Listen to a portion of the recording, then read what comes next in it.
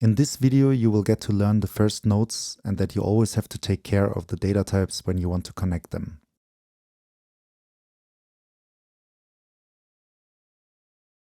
For a start, we're going to explore the LFO. This node constantly counts up from 0 to 1 and returns a trigger for each cycle. When hovering over the input and output pins, vvvv displays a tooltip that informs us about two things: the descriptive title of the pin and the expected data type.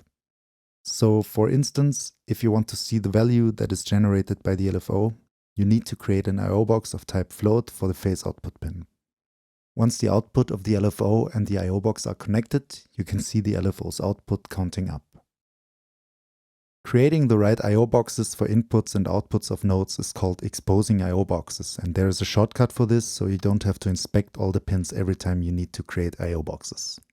Simply start a link from a pin, for example the period input, and middle-click somewhere in the blank area of the patch. This will do three things at once.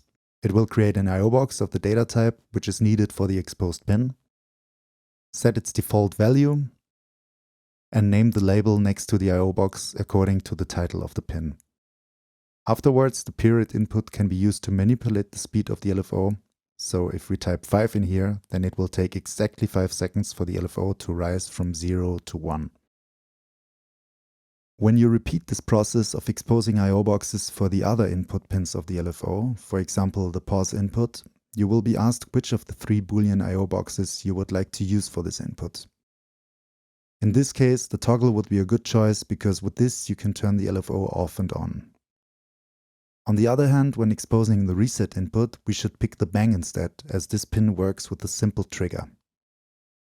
You can inspect how it successfully resets the LFO when exposing the cycles output, which is reset to 0 every time the LFO receives a trigger on the reset pin.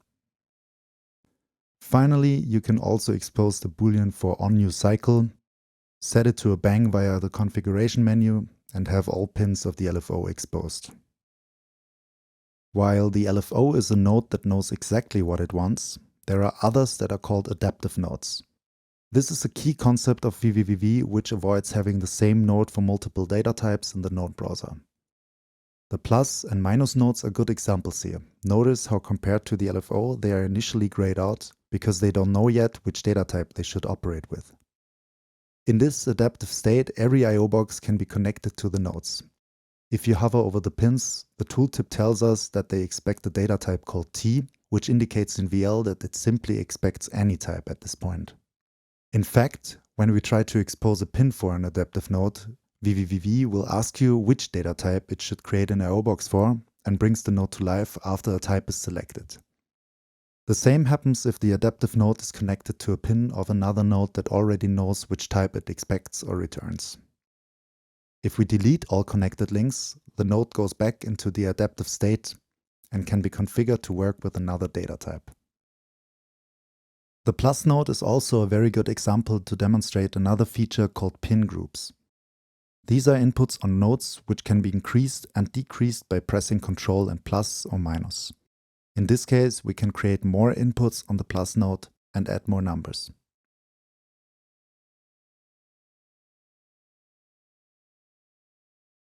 Lastly, I'd like to show you that you can also set the inputs of nodes without creating an I/O box at all, at least for non-adaptive nodes. This is possible by right-clicking on the input pin, which allows to type in a value manually. Also, it is possible to right-click and drag an unconnected input pin. In this case, the input pin grows out of the node, indicating that it is set to a different value than the default value, and we can reset the pin by right-clicking on it while holding Alt. If multiple input pins have been set like this, it is also possible to reset the whole node by using the same command on the node itself. In the next video, we will be looking at methods to convert from one data type to another, a very important topic that you will be confronted with all the time and should be explained separately.